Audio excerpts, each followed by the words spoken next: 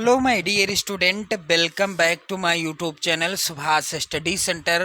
Class 10th के जितने भी मेरे प्यारे बच्चे 2027 में बोर्ड एग्जाम देने जा रहे हैं, आज के इस वीडियो में मैं लेकर के आ चुका हूं आप सभी के लिए सामाजिक विज्ञान विषय का एक ऐसा वायरल मॉडल पेपर जो आपकी बोर्ड परीक्षा 2027 के लिए बहुत ही ज़्यादा इम्पोर्टेंट है। क्योंकि मेरे प्यारे बच्चों, इस वायरल मॉडल पेपर में उन सभी प्रश्नों को मैंने शामिल किया है जो कई बार बोर्ड परीक्षा में रिपीट हुए हैं, कई बार बोर्ड परीक्षाओं में आए हुए हैं। तो यदि आप इस वायरल मॉडल पेपर को तैयार कर लेंगे तो आप 70 में 65 प्लस अंक बहुत आसानी से लेकर के आ जाओगे। तो जितने भी मेरे प्यारे बच्चे कक्षा 10 में हैं, आप लोग इस वीडियो को शेयर कर देना अपने सभी उन मित्रों को जो आपकी कक्षा में हैं और सामाजिक विषय का अच्छा जो है तैयारी कर रहे हैं, सामाजिक विषय में अच्छा नंबर लाना चाहते हैं। तो आप लोगों को वीडियो को शेयर करना है, चैनल पर नए हो तो चैनल को सब्सक्राइब करना है। चलिए मेरे प्यारे बच्चों, 3 घंटे 15 मिनट का समय आपको बोर्ड परीक्षा में पेपर को हल करने के लिए मिलेगा। पेपर का पूर्णांक 70 रहेगा। आपका टारगेट होना चाहिए 70 में 70 लाने का, तभी आप 65 प्लस अंक ला पाओगे। चलिए नोट भी पढ़ लीजिएगा।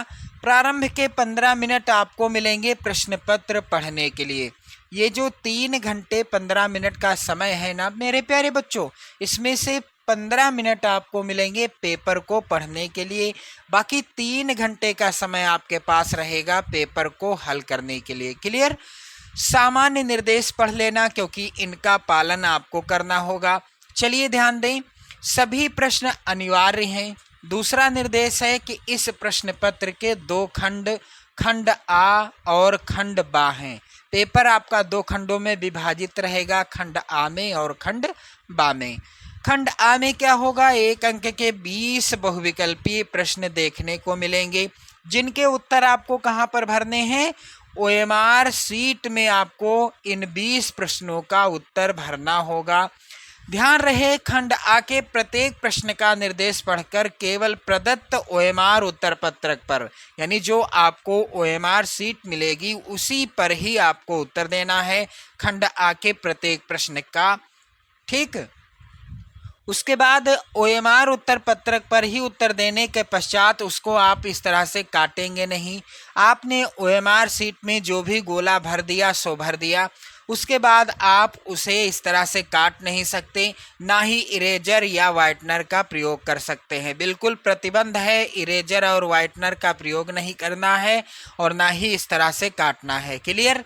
प्रश्न के अंक उसके सम्मुख अंकित हैं, यानी कौन सा प्रश्न कितने नंबर का है इसका भी विवरण देखने को मिलेगा। खंड बा में 50 अंक के वर्णनात्मक प्रश्न रहेंगे, जिसमें वर्णनात्मक फर्स्ट टाइप के और वर्णनात्मक सेकंड टाइप के तथा मानचित्र से भी संबंधित 2 प्रश्न आपको देखने को मिलेंगे। किसमें? खंड बा में। और ये खंड बा कितने नंबर का होगा? 50 अंकों का होगा। चलिए खंड बा में सभी प्रश्नों के उत्तर एक साथ ही करिएगा। प्रथम प्रश्न से आरंभ करना है आप सभी को और अंतिम प्रश्न तक करते जाना है। जो भी प्रश्न आपको नहीं आता है, यानी जिस प्रश्न का उत्तर आपको नहीं पता है, उस पर आप अपना कीमती समय बिल्कुल भी नष्ट नहीं करेंगे, क्योंकि आपको बिल्कुल सीमित समय मिलेगा। 3 घंटे का समय होगा, जिसमें से 1 घंटा आपको मिलेगा किस लिए? खंड आ को हल करने के लिए, और बाकी 2 घंटे का समय आपको मिलेगा खंड बा को हल करने के लिए। इसलिए आपको अनावश्यक समय नष्ट नहीं करना है। जो आपको मानचित्र मिलेंगे उसको आप अपनी उत्तर पुस्तिका यानी कॉपी में बहुत अच्छी तरह से मजबूती से बांध दीजिएगा। तो चलिए मेरे प्यारे बच्चों, खंड आ के इन सभी प्रश्नों को आप तैयार कर लेंगे जो 2027 बोर्ड परीक्षा में बिल्कुल 100% पूछे ही जाने हैं। तो यहाँ पर निर्देश दिया है कि नीचे दिए गए प्रश्नों के प्रत्येक प्रश्न के 4 विकल्प दिए गए हैं। सही विकल्प चुनकर उसे OMR उत्तर पत्रक पर चिन्हित करें। मेरे प्यारे बच्चों, पहला प्रश्न है यहाँ पर, जर्मनी के एकीकरण में मुख्य भूमिका किसकी थी? क्या हिटलर की थी या मेत्सिनी की थी, ऑटो वान बिस्मार्क की थी या काइजर विलियम प्रथम की थी? तो मेरे प्यारे बच्चों, आप सभी जानते हैं जर्मनी के एकीकरण में मुख्य भूमिका का निर्वाह किसने किया था? ऑटो वान बिस्मार्क ने किया था। और मेरे प्यारे बच्चों, एक चीज आप लोग और याद कर लेना, एक प्रश्न आता है ऑटो वान बिस्मार्क का संबंध, ऑटो वान बिस्मार्क का संबंध किस देश से था? किस देश से था? ये प्रश्न कई बार बोर्ड परीक्षा में आया है, किस देश से था? तो आपका उत्तर क्या होगा? जर्मनी। उत्तर क्या होगा? जर्मनी देश से था। और ऑटो वान बिस्मार्क को ही जर्मनी के एकीकरण का क्या कहा जाता है? जनक कहा जाता है। जर्मनी के एकीकरण का श्रेय या जर्मनी के एकीकरण में मुख्य भूमिका का निर्वाह करने वाले या जर्मनी के एकीकरण का जनक कौन है? ऑटो वान बिस्मार्क हैं। चलिए, क्लियर हो गया प्रश्न। दूसरा प्रश्न, ये प्रश्न लगातार बोर्ड परीक्षा में आता रहा है, इसलिए 2027 के लिए आप इसको जरूर तैयार कर लेना। मेरे प्यारे बच्चों, वैसे तो ये वायरल मॉडल पेपर है जिसमें मैंने सभी जो है महत्वपूर्ण रिपीटेड प्रश्नों को शामिल किया है, जो 2027 के लिए बिल्कुल 100% इम्पोर्टेंट हैं। चलिए, अगला प्रश्न है, फ्रांस की क्रांति का प्रारंभ किस वर्ष हुआ? तो मेरे प्यारे बच्चों, विकल्प यहाँ पर हैं 1788 ईस्वी, या बी वाला है 1790 ईस्वी, ऑप्शन सी है 1789 ईस्वी और ऑप्शन डी है 1787 ईस्वी। तो आप सभी जानते हैं कि फ्रांस की क्रांति का प्रारंभ किस वर्ष हुआ था? मेरे प्यारे बच्चों, फ्रांस की क्रांति का प्रारंभ हुआ था 1789 ईस्वी में। सी वाला ऑप्शन सही होगा। चलिए, एक चीज और आप लोग याद कर लीजिएगा कि फ्रांस में गणतंत्र की घोषणा कब हुई? फ्रांस में गणतंत्र की घोषणा कब हुई? ये प्रश्न भी कई बार आया हुआ है बोर्ड एग्जाम में। तो इसका उत्तर क्या होगा? फ्रांस में गणतंत्र की घोषणा मेरे प्यारे बच्चों हुई थी सन 1800 कब? सन 1804 ईस्वी में। और फ्रांस की क्रांति कब हुई थी? 1789 ईस्वी में। चलिए, आगे बढ़ते हैं। और बहुत ही तड़कता भड़कता प्रश्न है कि जलियांवाला बाग की घटना कब हुई? मेरे प्यारे बच्चों, जलियांवाला बाग की घटना कब हुई थी? तो आप सभी जानते हैं 13 अप्रैल 1919 ईस्वी को जलियांवाला बाग की घटना हुई थी, जिसको सुनकर, जिसको देखकर पूरा देश दुखी हो गया था। अगला प्रश्न है, हिंद स्वराज पुस्तक के लेखक कौन हैं? बहुत ही ज़्यादा इम्पोर्टेंट प्रश्न है ये मेरे प्यारे बच्चों। और हिंद स्वराज पुस्तक के लेखक कौन हैं? इस प्रश्न का उत्तर हो जाएगा, क्या सरदार पटेल जी हैं हिंद स्वराज पुस्तक के लेखक, या बाल गंगाधर तिलक जी हैं, महात्मा गांधी जी की पुस्तक है, या फिर सुभाष चंद्र बोस जी की है? तो हिंद स्वराज जो पुस्तक है, इस पुस्तक के लेखक हैं मेरे प्यारे बच्चों महात्मा गांधी जी। एक प्रश्न इनसे बनता है कि महात्मा गांधी जी भारत वापस कब लौटे? भारत वापस कब लौटे? तो ये प्रश्न जो बनता है, वापस कब लौटे, तो इनका जो है आंसर आप लोग कमेंट करके बताइएगा। चलिए, अगला प्रश्न है, महामंदी का सबसे बुरा असर किस पर पड़ा? महामंदी का सबसे बुरा असर किस पर पड़ा? मेरे प्यारे बच्चों, यहाँ पर आप लोग ध्यान दीजिएगा, इस प्रश्न का उत्तर क्या हो जाएगा? महामंदी का सबसे बुरा असर, ध्यान देना आप सभी लोग, महामंदी का सबसे बुरा असर पड़ा था कृषि क्षेत्र पर। बी वाला ऑप्शन सही होगा। और ये महामंदी आई कब थी, ये भी आप लोग याद कर लेना, सन 1929 ईस्वी में पूरे विश्व में महामंदी यानी आर्थिक महामंदी प्रारंभ हो गई थी। और इसका सबसे बुरा असर किस पर पड़ा था? कृषि क्षेत्र पर। क्लियर?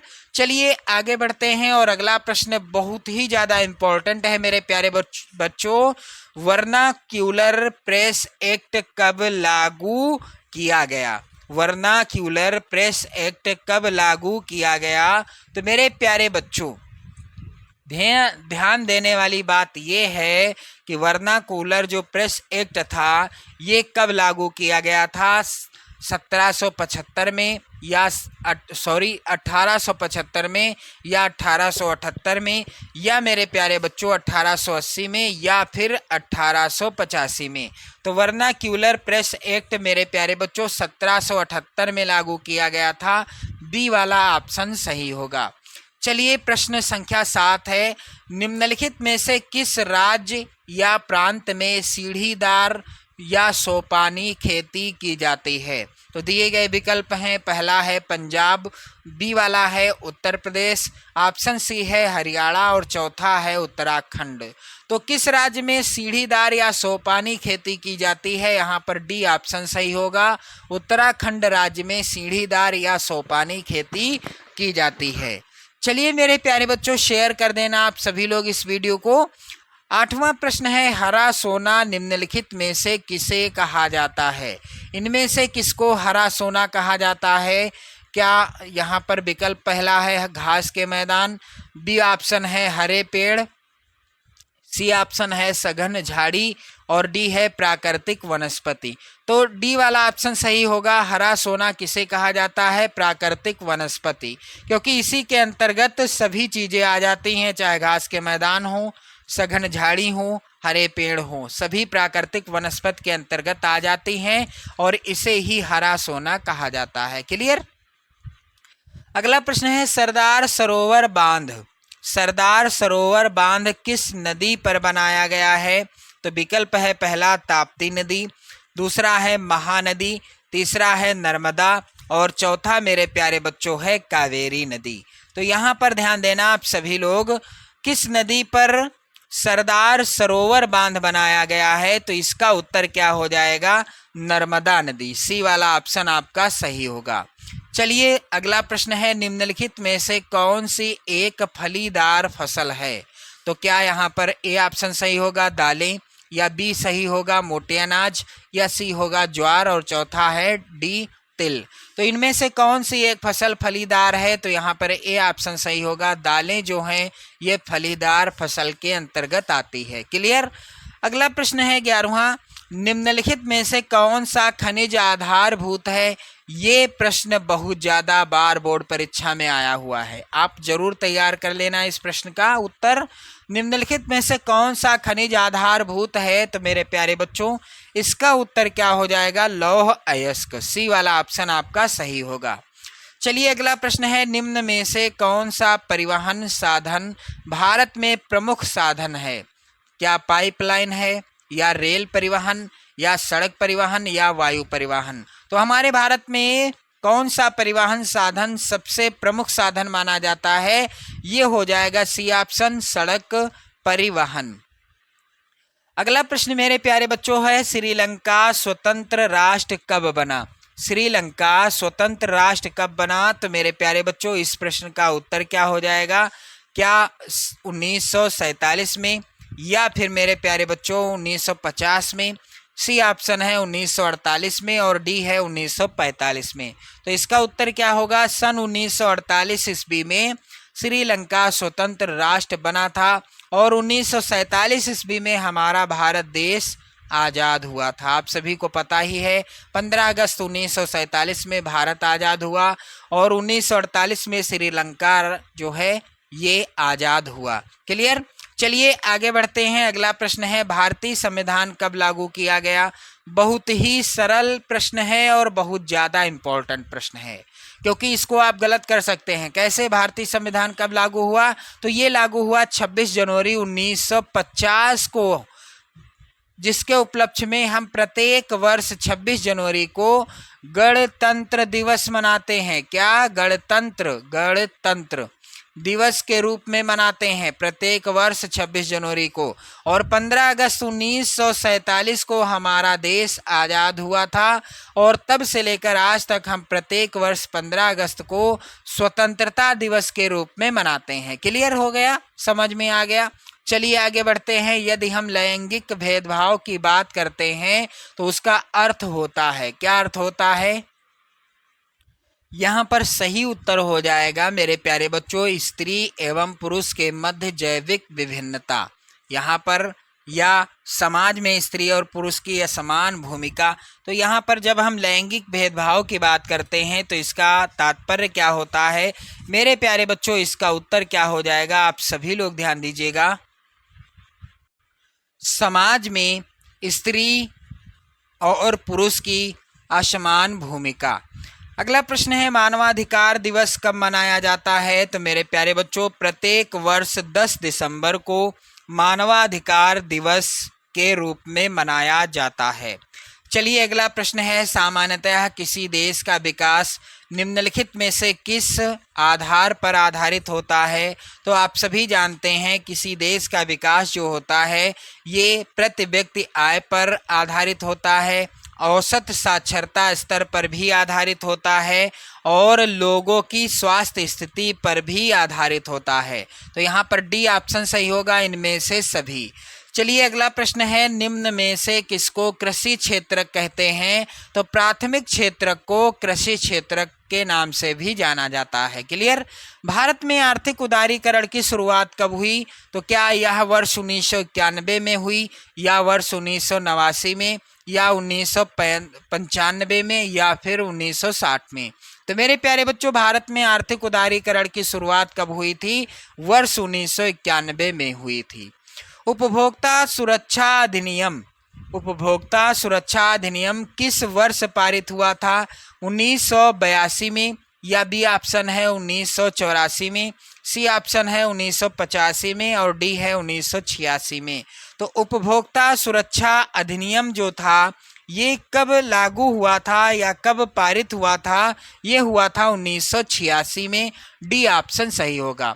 तो मेरे प्यारे बच्चों, आपने देखा कुछ इसी तरह के 20 बहुविकल्पी प्रश्न आने हैं और इन प्रश्नों का उत्तर आपको OMR शीट में भरना होगा ताकि आपको पूरे 20 नंबर मिल सकें। तो चलिए ध्यान दें, इसके बाद खंड बा जिसमें वर्णनात्मक फर्स्ट टाइप के प्रश्न होंगे और इसमें क्या होगा, निम्नलिखित प्रश्नों के उत्तर लगभग आपको 80 शब्दों में देना होगा और प्रत्येक प्रश्न 4 नंबर का पूछा जाएगा। क्लियर। तो यहाँ पर जो भी प्रश्न हैं 2027 बोर्ड एग्जाम के लिए आप बिल्कुल 100% तैयार कर लेना, यही प्रश्न पूछे जाएंगे। पहला है कि नेपोलियन कौन था, उसके सुधार क्या थे और उसके सुधारों का क्या प्रभाव पड़ा। अथवा में भी इम्पोर्टेंट प्रश्न है, यदि आप पहला नहीं करना चाहते तो अथवा कर सकते हैं। तो यहाँ पर है सत्याग्रह का क्या अर्थ है। अगला है आर्थिक महामंदी के 2 प्रमुख कारणों का उल्लेख करें। 4 नंबर का ये प्रश्न आएगा।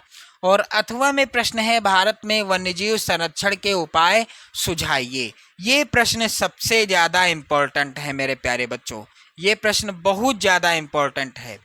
अगला प्रश्न है तीसरा, संघवाद की किन्हीं 4 विशेषताओं का वर्णन कीजिए। वैसे तो ये प्रश्न भी इम्पोर्टेंट है, मैंने आपको बताया ना कि 2027 बोर्ड एग्जाम के लिए इस वायरल मॉडल पेपर के सभी प्रश्नों को आपको तैयार करना होगा, क्योंकि यदि आप इन्हें तैयार कर लेंगे तो आपकी तैयारी बेहतर हो जाएगी और आप अच्छा स्कोर भी कर लोगे। क्लियर। चलिए अगला है अथवा में भारत की विधायिकाओं में महिलाओं के प्रतिनिधित्व की स्थिति क्या है। और चौथा प्रश्न है किसी अर्थव्यवस्था में कृषि का क्या महत्व होता है। अथवा में प्रश्न है विश्व व्यापार संगठन के क्रियाकलापों की विवेचना कीजिए। बहुत ज़्यादा इम्पोर्टेंट प्रश्न है ये वाला। अगला है इसके बाद सेकंड टाइप के जो वर्णनात्मक प्रश्न आएंगे, लिखा हुआ है निम्न प्रश्नों के उत्तर लगभग 150 शब्दों में देना है। तो 5वां है प्रश्न, सविनय अवज्ञा आंदोलन की सीमाओं पर एक टिप्पणी लिखिए। 6 नंबर का प्रश्न आएगा, बहुत ज़्यादा इम्पोर्टेंट है। और अगला प्रश्न क्या है मेरे प्यारे बच्चों, भारतीय अर्थव्यवस्था पर वैश्विक महामंदी के किन्हीं 4 परिणामों का उल्लेख कीजिए। मेरे प्यारे बच्चों 6 नंबर का प्रत्येक प्रश्न पूछा जाएगा और ये जो प्रश्न हैं 2027 बोर्ड एग्जाम के लिए आप जरूर तैयार कर लो। क्लियर। चलिए छठा है प्रश्न, भारत की संघीय व्यवस्था की विशिष्टताओं का वर्णन कीजिए। और अथवा में प्रश्न है मानव विकास सूचकांक को परिभाषित कीजिए, मानव विकास के घटकों का वर्णन कीजिए। सातवां प्रश्न है, तृतीयक क्षेत्रक अन्य क्षेत्रकों से भिन्न कैसे है, व्याख्या कीजिए। और अथवा में प्रश्न है, गैर परंपरागत ऊर्जा के साधनों का वर्णन कीजिए। बहुत ज़्यादा इंपॉर्टेंट प्रश्न हैं ये सभी। मेरे प्यारे बच्चों, आठवां प्रश्न है, मानव विकास सूचकांक को परिभाषित कीजिए। मानव के विकास के घटकों का वर्णन भी कीजिए। अथवा में प्रश्न है, उपभोक्ता जागरूकता हेतु कोई 4 उपाय सुझाइए। तो इस तरह के प्रश्न आएंगे और आपको एक एक प्रश्न का उत्तर करना होगा। इसके बाद मेरे प्यारे बच्चों, मानचित्र से भी संबंधित प्रश्न आप देख लें किस तरह के पूछे जाएंगे। प्रश्न संख्या 9A तथा 9B मानचित्र से संबंधित हैं और यहाँ पर ध्यान दें, निम्नलिखित स्थानों को भारत के दिए गए भारत के रेखा मानचित्र में यहाँ पर चिन्ह भी दिया है, जिस चिन्ह के द्वारा आपको दर्शाना है, नाम सही दर्शाना है। इसके लिए आपको 1 नंबर मिलेगा, प्रत्येक प्रश्न का 1 नंबर। तो जैसे यहाँ पर आप लोग ध्यान दें, वह स्थान जहाँ 1927 में भारतीय राष्ट्रीय कांग्रेस का अधिवेशन हुआ, ये पहला प्रश्न है, आपको दर्शाना है इसको। वह स्थान जहाँ गांधी जी ने किसान सत्याग्रह का बिहार में नेतृत्व किया, ये भी इम्पोर्टेंट है। और अगला है यहाँ पर मेरे प्यारे बच्चों, यहाँ पर ध्यान दीजिएगा, वह स्थान जहाँ से डांडी मार्च शुरू हुआ और वह स्थान जहाँ प्रथम असहयोग आंदोलन हुआ, वह स्थान जहाँ 1929 में भारतीय राष्ट्रीय कांग्रेस का अधिवेशन हुआ। मेरे प्यारे बच्चों, अगला है कि वह स्थान जहाँ प्रथम असहयोग आंदोलन हुआ, वह स्थान जहाँ 1929 में भारतीय राष्ट्रीय कांग्रेस का अधिवेशन हुआ। तो आपको मानचित्र में दर्शाना होगा। इसके बाद 9B के अंतर्गत है, दिए गए भारत के मानचित्र में निम्नलिखित को दर्शाइए नाम सहित। तो प्रश्न है यहाँ पर, टिहरी बांध को यहाँ पर इस चिन्ह के द्वारा आपको दर्शाना है। भारत में चावल के सबसे बड़े उत्पादक राज्य को यहाँ पर इस चिन्ह के द्वारा आपको नाम सहित दर्शाना है।